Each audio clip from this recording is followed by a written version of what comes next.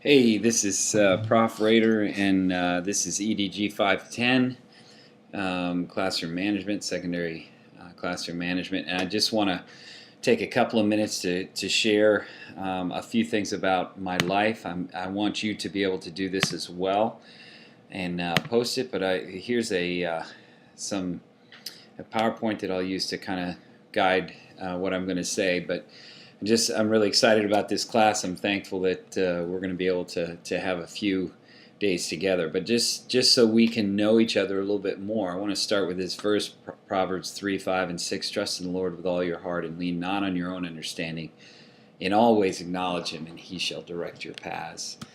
I grew up in South Korea as a missionary kid. You can see by the picture that I've put up there that I spent a great deal of time with Korean kids when I was very small, and eventually moved to an international school, and I had friends that were other missionary kids, but I kept my Korean friends and have spoken Korean all my life. So it's been certainly a shaping and forming important part of who I am. When I was a kid, this is what the school looked like that we were going to. Out in Seoul, Korea, but it's certainly changed through the years. You can see the very same school now, today, and it's now a multi-million-dollar campus, international school that has about 1,600 kids in it. When I was going to the school, it probably had no more than 400 total, K to 12. So very, very different. And it's also the other unique thing about it is a Christian international school.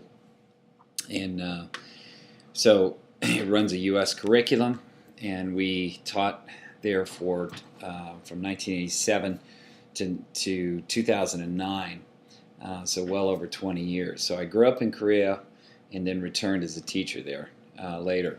In the interim, ended up coming to Asbury College at that time, and ended up meeting my wife, Helen. You can see us then and now. I was in that soccer uniform. I played soccer and tennis at Asbury, and have continued to be involved in coaching through the years. We're pictured here in Costa Rica, and I'll talk just a little bit more about that later. But during that time span, you can see some of the classes that I taught. I was teaching social studies, eventually became the assistant principal, was AD, coached many sports, and was involved in many of the activities. You can see some of the coached varsity boys basketball as well as girls volleyball during the 20 years that I was there. So heavily involved in all aspects of school. This is my classroom that I had there, and this sort of relates. One of the reasons I like to show this picture is it kind of gives you an idea of the climate that I was interested in establishing in my classroom that will relate to what we'll talk about here with classroom management. But I really felt strongly that I wanted to surround the kids with history, and that's one of the reasons why you see some of the things that are on the walls there. So anyway, that was important. I ended up teaching AP US History, regular US, IB History of Europe. Those are the types of things that I was involved in. In 2009, then, through a series of events, God really ended up bringing Helen and me to Asbury. Interestingly, after two of our kids had already graduated from Asbury, and our second daughter, third child, Brittany, was starting at Asbury as a freshman in 2009, and this opportunity to coach volleyball came along. So I ended up taking that job. And the next year, did some teaching in the School of Education. Then the next year, interviewed for a full-time position, became an assistant professor in the School of Ed, which is what I'm doing currently. And these are some of the things that I've been involved in since I've been here the last 5 years. So obviously, teaching at this undergrad and grad level. And then also I've done some teaching in the adult program as well, especially when I first got here, worked with student teachers and coached. And probably one of the biggest pieces recently has been going through the doctoral program at Morehead State University and Ed Leadership, and we're now basically ABD with that. So we're planning at this point to try to be done by spring of 2014. That's the goal. Recently, as a part of that program, we went down to Costa Rica. We were invited into the public schools there, and so we were able to visit a whole array of schools. This picture actually comes from a one-room schoolhouse, and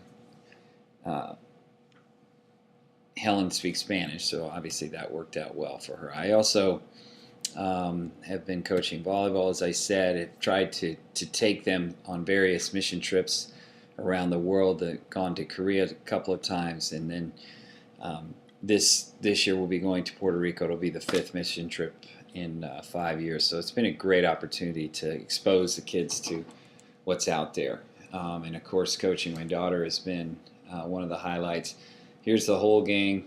Daughter Christina on the left, son Paul on the right, Brittany in the middle there. So, and 3 grandsons. So just have loved being with them. Here's James. Sorry, his father is Paul.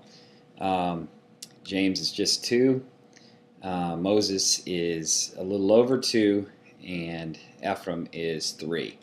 So we're excited about that. They're going to be adding to their little clan as we have 2 more that are pregnant here and ready to have more grandchildren. So we're excited about that. I thought it would be fun if all of you also gave just a short list of 5 memorable things that have happened.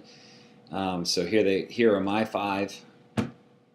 Not necessarily, the most defining things, but definitely memorable events. Ziplining, something I just did last week. Going to Angkor Wat was just absolutely incredible experience. Coaching my kids, walking the battlefields because of my history background. Walking the battlefields in Europe was incredible. Probably the single most dramatic event was in 2002.